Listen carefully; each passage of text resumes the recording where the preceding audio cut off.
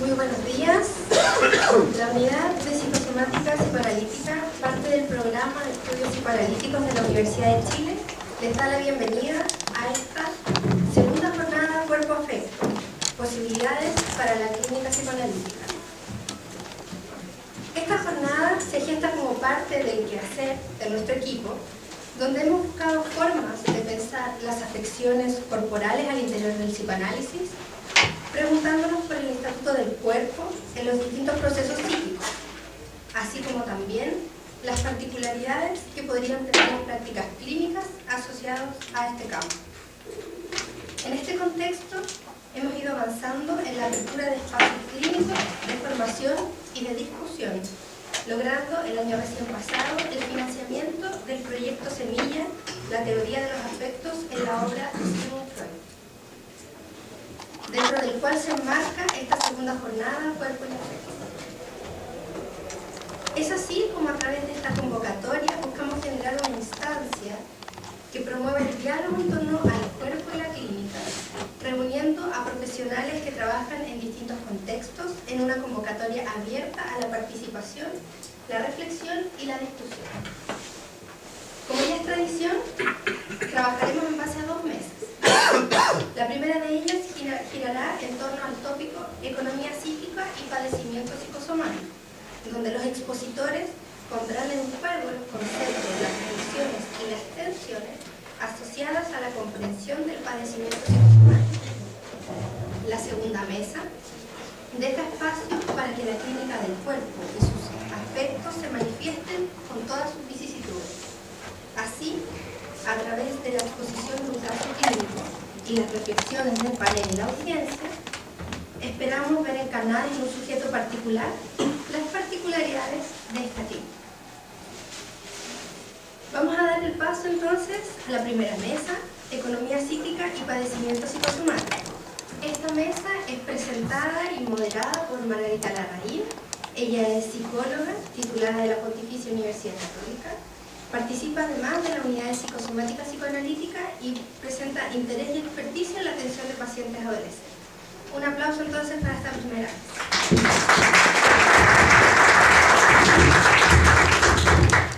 Muchas gracias. Damos inicio a la segunda jornada con esta primera mesa de Economía psíquica y padecimiento psicosomático. Ya que tanto en el mundo del psicoanálisis como en la vida cotidiana se ha vuelto evidente la relación entre cuerpo y mente, y más específicamente también entre cuerpo y afecto. No es raro escuchar a personas haciendo constantes relaciones de causalidad entre, por ejemplo, el estrés que viven y su colon irritable, la rabia que les provoca presiones familiares y sus dolores de cabeza, el nerviosismo ante una importante presentación de trabajo y su dolor de guata. Y bueno, y suman y siguen esta lista y se van combinando de distintas formas posibles. Ahora, este fenómeno no se cuestiona mucho hasta que toma matices alarmantes, llegando en ese caso a la clínica, llegando a que nosotros nos encontremos con estos casos, que muchas veces se presentan de maneras como me desmayo ante las pruebas, vomito cada vez que peleo con mi mamá, y desde que se fue mi hijo de la casa que no puedo caminar con este dolor de piernas. Todos estos casos reales. Y así se vuelve necesario y muchas veces urgente intentar entender exactamente qué es lo que está sucediendo y cómo opera esta relación para recién desde ahí intentar hacer algo al respecto sin estar solamente dando palos de ciego. Sin embargo, es ahí la cuestión fundamental: cómo entender esta relación y cómo desenredar la maraña que puede ser la economía psíquica de un individuo para explicarnos finalmente una serie de síntomas. No es una labor sencilla, creo yo. Desde el inicio del psicoanálisis ya tenemos a un Freud que da cuenta de una relación entre el cuerpo y la vida afectiva, pero desde una noción de afecto que es sumamente cambiante y de un cuerpo cuyo rol en la economía psíquica no es del todo claro, siendo este el punto de partida para todo aquel que siguió profundizando en su teoría. No es raro evidenciar ramificaciones teóricas al respecto, en donde ya no podemos hablar de un solo psicoanálisis muchas veces, sino que de diversas proposiciones al interior del mismo.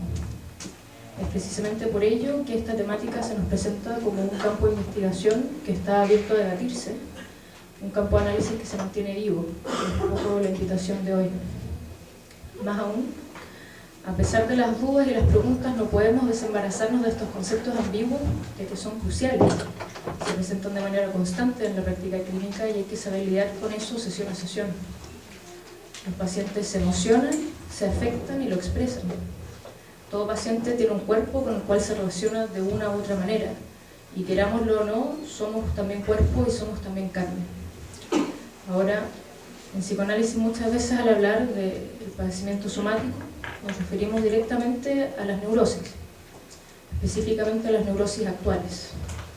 Sin embargo, ¿es posible pensar las afecciones psicosomáticas más allá de las neurosis actuales o han de enmarcarse estrictamente bajo estos parámetros?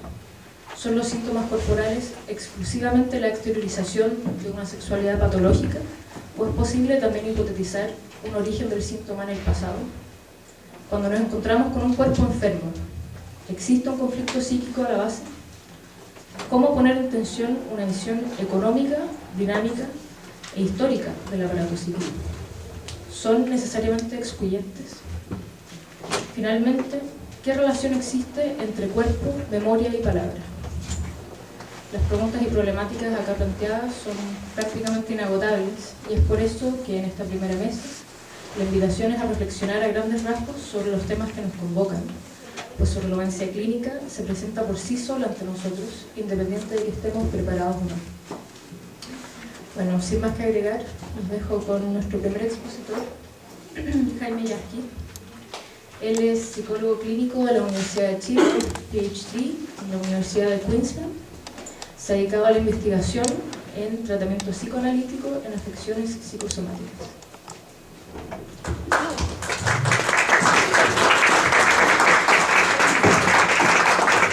Buenos días. La conceptualización freudiana de las neurosis actuales ha sido el punto de partida de muchas de las ideas que actualmente orientan el tratamiento de las afecciones psicosomáticas. En esta categoría, Freud reunió la neurosis de angustia, la neurastenia y la hipocondría, cuadros que se caracterizan por la presencia de diversas sensaciones y síntomas somáticos.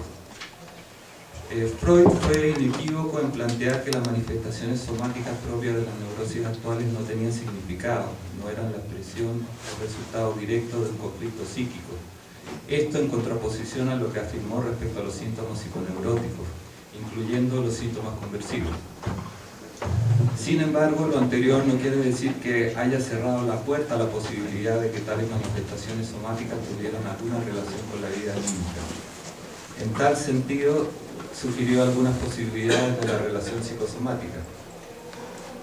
Por un lado, dentro del concepto de neurosis mixta, señaló que es frecuente que un síntoma actual sea la ocasión para el desarrollo de un síntoma psiconeurótico, lo que implica que el encontrar en análisis un significado asociado a un síntoma somático no implica necesariamente que tal significado sea responsable de la génesis de tal síntoma. Esto ha dado pie a una actitud más prudente respecto a suponer la psicogénesis de síntomas somáticos y también ha dado pie a destacar la dificultad para establecer si el significado de un síntoma es primario o secundario a su desarrollo. Por otro lado, Freud señaló que el yo puede asimilar en su seno una dolencia o enfermedad orgánica, poniendo tal dolencia al servicio de fines neuróticos, en analogía a lo que describió como ganancia secundaria del síntoma.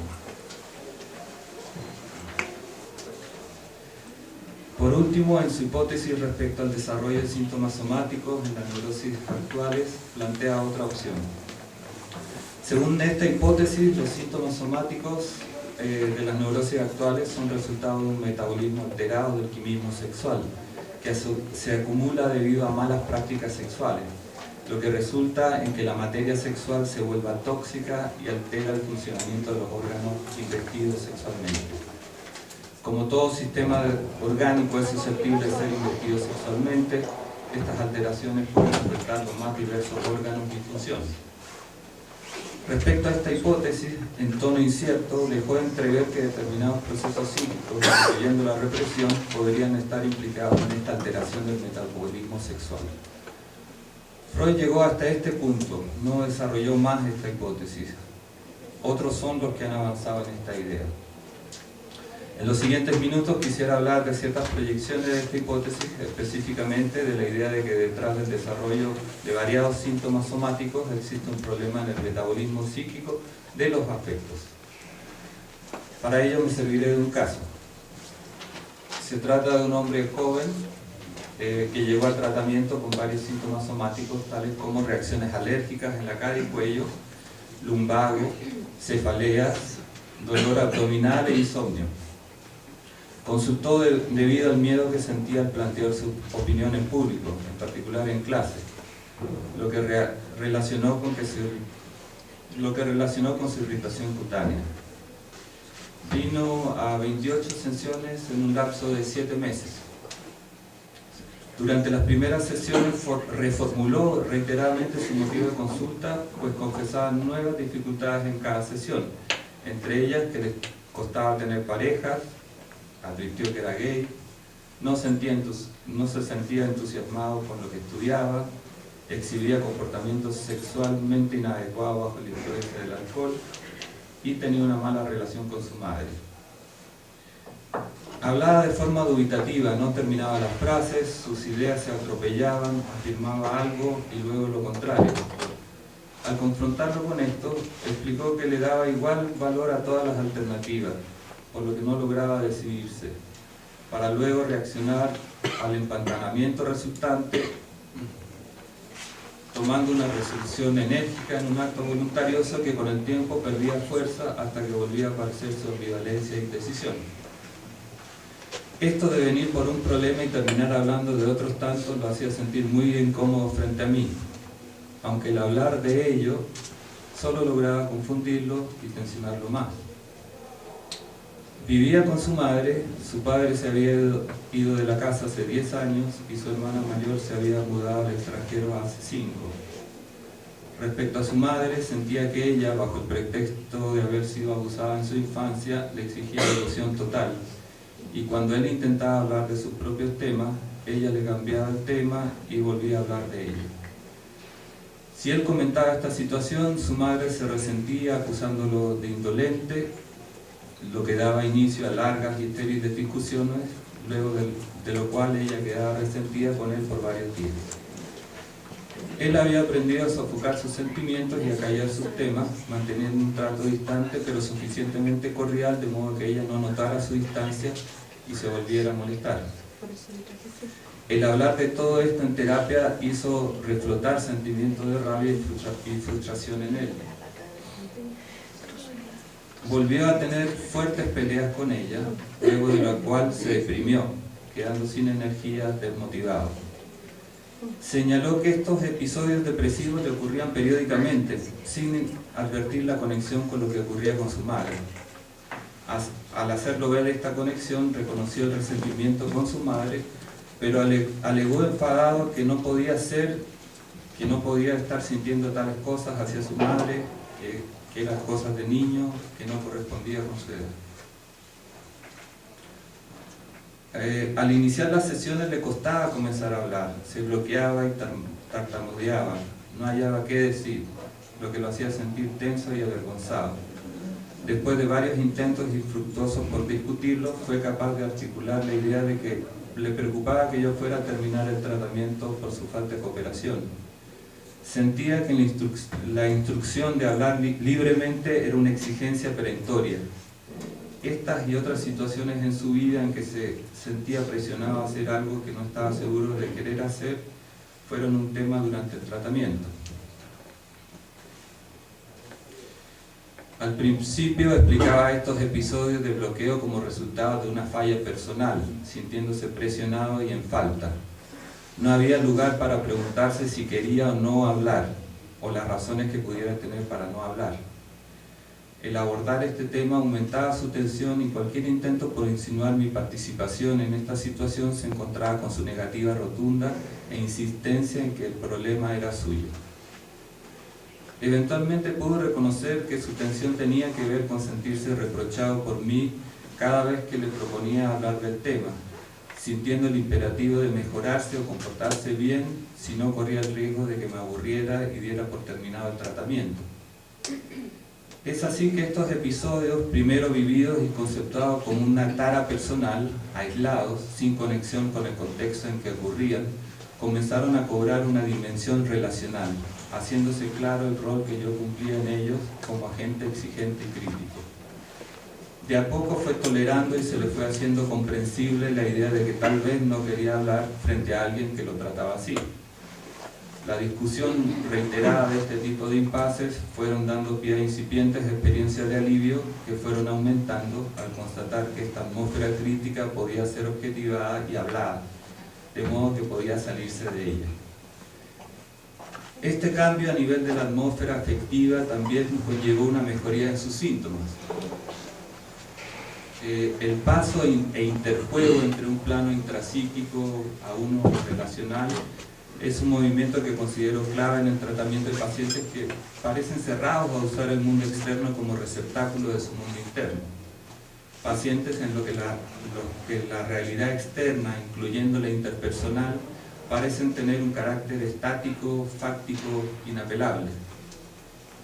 Partiendo de una posición defensiva de retraimiento que mimetizaba una actitud de responsabilidad personal, en la que la dimensión afectiva y relacional de su experiencia estaba negada, este paciente se atrevió a jugar con la proyección y usar al terapeuta como continente de parte de su mundo interno, avanzando así en el reconocimiento de su propio mundo interno, aflojando un poco su manera de ver las cosas y recobrando en parte una perspectiva abierta e interrogativa respecto al mundo externo y los demás.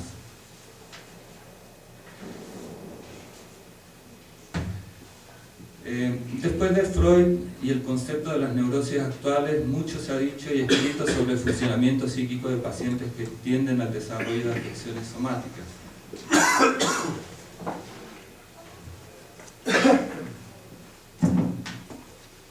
Como planteé antes, a grandes rasgos el problema del metabolismo del quimismo sexual se ha traducido en el problema de la elaboración psíquica de los afectos. En tal sentido, concuerdo con Freud respecto a que muchos síntomas somáticos no se resuelven interpretándolos como símbolos de conflictos inconscientes, sino indirectamente tomándolos como signos de un proceso tóxico en que la movilidad afectiva ha sido cerrada y cuyo alivio o resolución pasa por el reconocimiento e integración psíquica de estos movimientos afectivos obturados. Respecto a la obturación de los afectos, se han formulado diversas teorías que apuntan a un déficit o falla en el funcionamiento mental, sea en los procesos de simbolización, como dice Lieberman, en el funcionamiento preconsciente, como dice Martí, en la mentalización, como dice Fonagy, o en la regulación de los afectos, como ha sido señalado por Taylor, Crystal y otros clínicos teóricos. Todo lo anterior redundaría en un pensamiento operatorio o alexiptímico que ha sido descrito en estos pacientes. Estos defectos en el funcionamiento psíquico tendrían su origen en una deficiente internalización de la propia experiencia afectiva durante el desarrollo psíquico temprano, determinada por fallas en la función especular materna necesaria para internalizar la propia experiencia, en concordancia con lo planteado por Winnicott. Desde la perspectiva freudiana, el problema es el apuntalamiento del objeto en el proceso preconsciente de ligar representación cosa con representación palabra. Desde la perspectiva de Bion, la transformación de elementos beta, la experiencia sensorial cruda, en elementos alfa, pensamientos pensables, a través del ejercicio de la función alfa promovida por la Reverie de la madre. Como alternativa a la teoría del defecto psíquico, se ha destacado el rol de la defensa bien lograda en la obturación de los afectos y el correlativo empobrecimiento psíquico.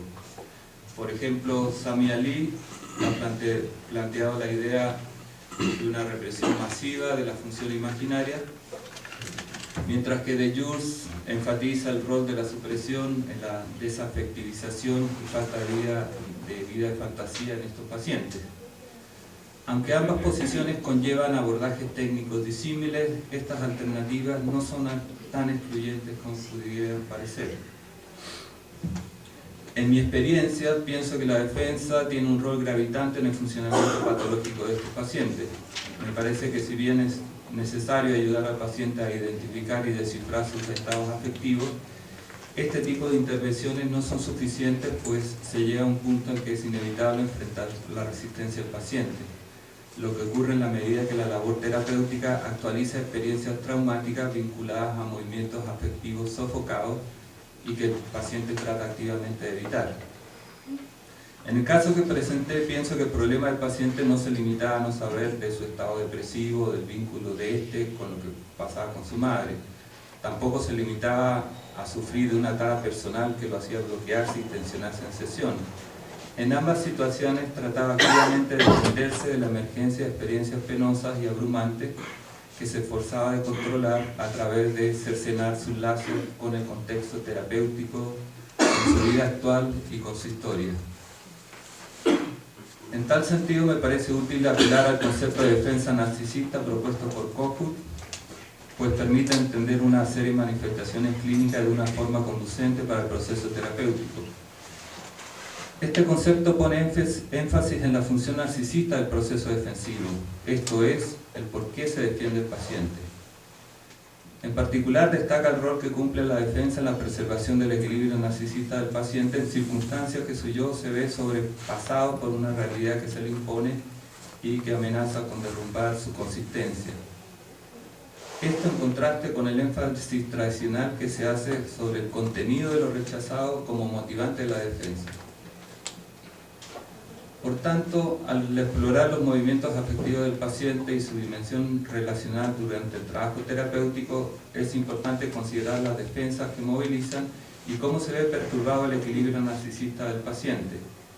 Manifestaciones tales como la irritabilidad, la inquietud motora y la hipervigilancia denotan un esfuerzo activo por apuntalar una defensa que está fracasando, mientras que el retraimiento, la confusión, el estupor son manifestaciones pasivas que pueden indicar la claudicación del esfuerzo defensivo.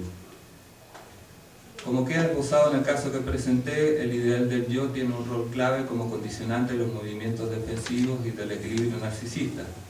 Para el paciente, reconocer la vigencia de muchos sentimientos de necesidad y resentimiento hacia su madre y hacia otros era equivalente a reconocer el fracaso de un proyecto caracterológico. Lamentablemente, desarrollar este punto escapa a lo que puedo hacer en esta ocasión. Nuestra historia individual, incluyendo situaciones traumáticas y las soluciones imperfectas que logramos darles, todo lo que en algún momento estuvo vivo, a la postre se anquilosa y forja nuestro carácter, determinando nuestras defensas típicas, nuestros ideales y nuestro yo, con sus defectos